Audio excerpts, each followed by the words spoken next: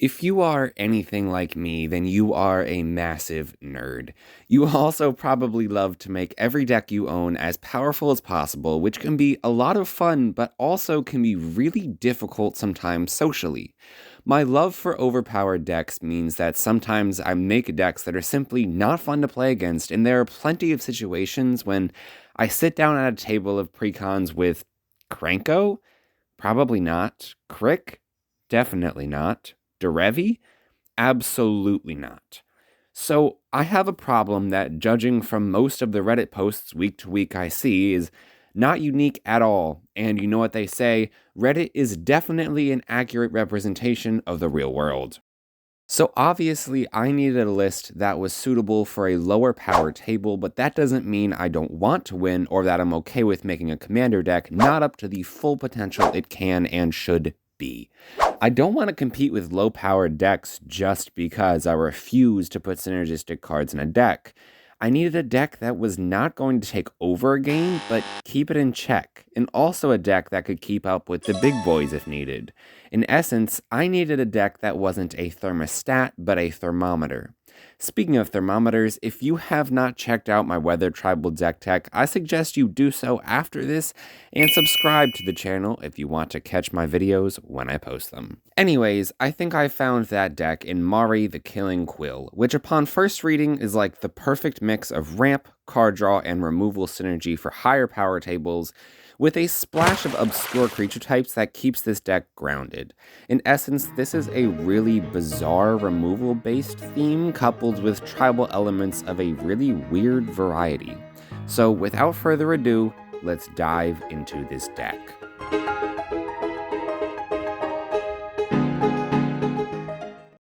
But what's a deck without a commander? A deck from some boring singleton format. So let's see what Mari the Killing Quill actually does. First off, it's going to exile everything of our opponents that dies, which is a tip-off for what our deck is going to want to do. Remove creatures a lot. Secondly, it gives a combat damage trigger to all of our mercenaries, rogues, and assassins that when they do damage to a player, we can remove hit counters from creatures that have died and been subsequently exiled by our commander, and then draw cards and ramp. That's very powerful, but clearly requires some setup, so let's launch into this deck with the foundation, the assassins, mercenaries, and rogues, especially those that are unblockable, because they will act as the lifeblood of this deck. Plus, the beauty of this list is that an unblockable creature is unblockable in any pod at any place.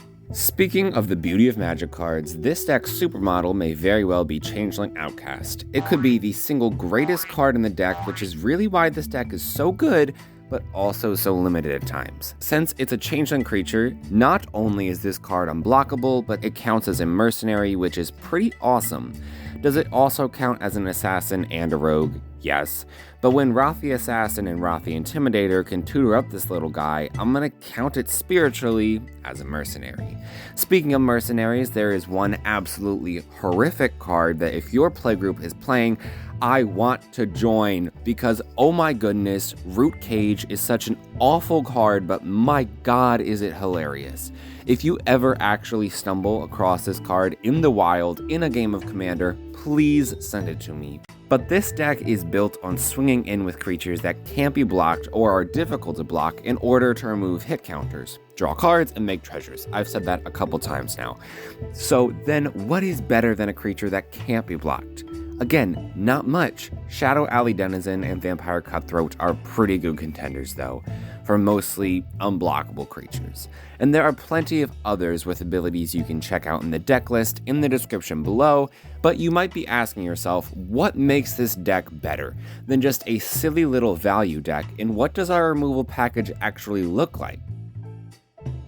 Let's take those questions in reverse order, starting with a very brief look at our removal package. Of course, we play Go for the Throat, Feed the Swarm, Walk the Plank, and a whole bunch of other really generic kill spells, so I'm not going to spend too much time discussing more similar options, but know that this part of the deck is kind of flexible, so while Murder might be a far cry from Defile, ultimately if you really wanted to walk the upgrade ladder, both of those cards are acceptable in this deck.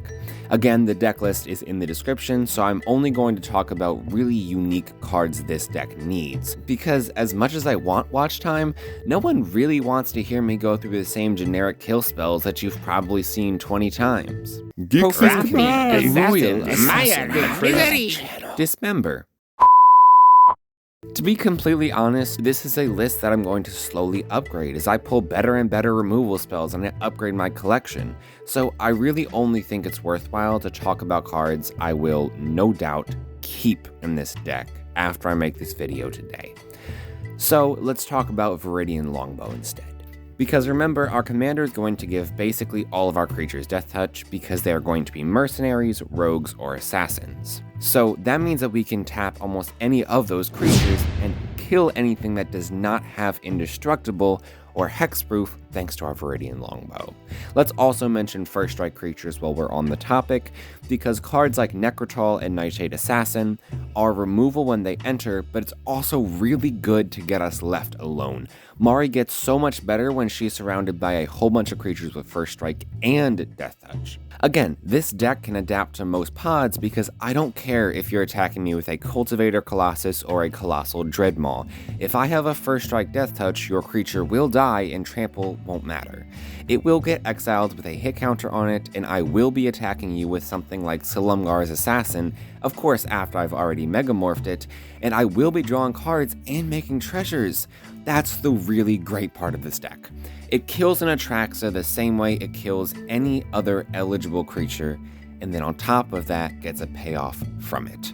Speaking of payoffs, Grim Hireling can stack extra advantages on the payoffs our commander's damage trigger already gives us. And cards like Horde Robber, when we give them Death Touch, can act as really solid ramp because you're going to have to sacrifice a creature or just take the 1 damage from Horde Robber and give me a treasure.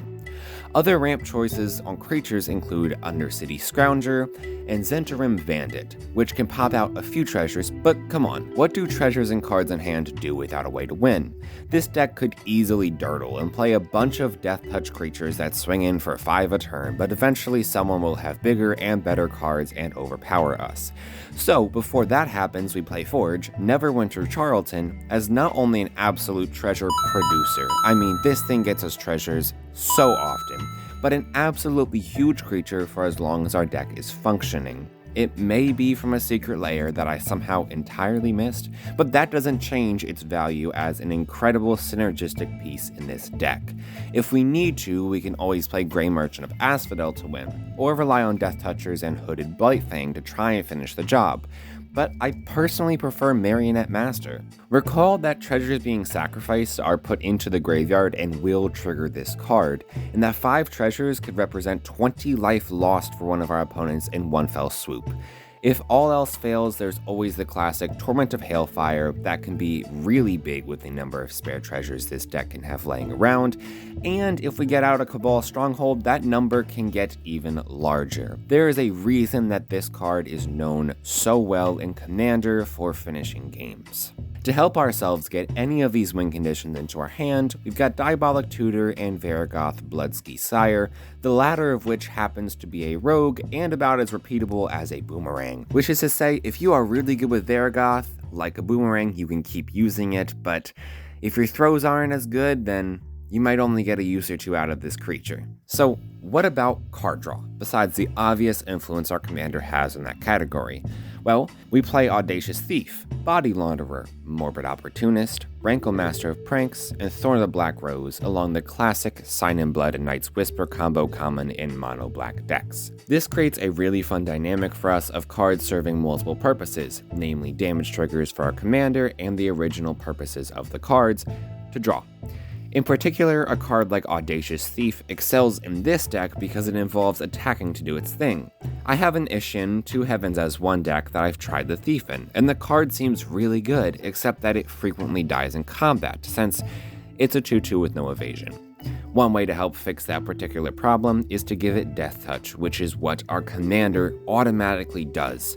If this creature dies, at least we know it should trade with most creatures and put something else in exile with a hit counter on it. But if everything I've been talking about this video fails and things get out of hand, we always have Massacre Girl Mutilate, and Vona's Hunger to help things get back in check.